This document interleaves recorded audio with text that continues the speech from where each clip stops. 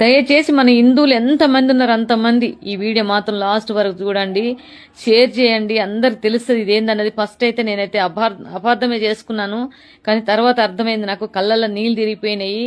మన గోమాతల్ని వాళ్ళు లారీలో తీసుకెళ్తా అంటే కొంతమంది యువకులు, వాళ్ళు దేవుడు పంపించిన బిడ్డలు, వాళ్ళు కాపాడుకోవడానికి ఎంత ప్రయత్నం చేస్తున్నారు చూసారా. వాళ్ళ ప్రాణాలకు కూడా లెక్క చేయకుండా వెళ్తుంటే నేను ఫస్ట్ అయితే అపార్థం చేసుకునేది, అబ్బా లారీలో నాపుతున్నారు వీళ్ళు అనుకున్నాను. చూడగానే నిజంగా ఆ బిడ్డలు నిండు నూరేళ్ళుండి ఇలాంటి గోమాతల్ని చాలా మందిని కాపాడాలి.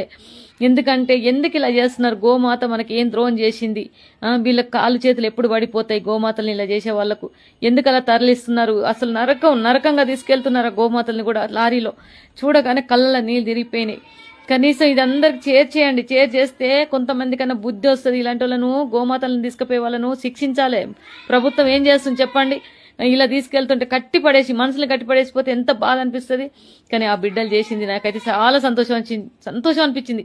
ఆ బిడ్డలు నిండు నూరేళ్ళు హ్యాపీగా ఉండి ఇలాంటి గోమాతలు ఎంతో మందిని కాపాడి అందరికి మంచి చేయాలని కోరుకుంటున్నా.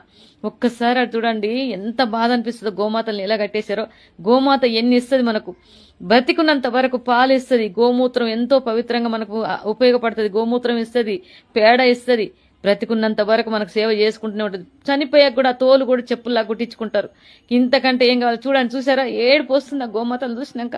ఇంత దారుణంగా కట్టేశారు ఏంద్ర నాయన.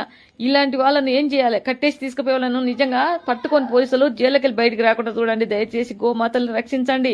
మన హిందువులు ఎంతమంది ఉన్నారు అంతమంది షేర్ చేయండి. చాలా బాధ అనిపిస్తుంది నాకైతే. ఇంత దారుణంగా కట్టేసి తీసుకెళ్తుంటే చాలా చాలా బాధ అనిపిస్తుంది. ఎంత దారుణంగా చూడండి. Download ShareChat.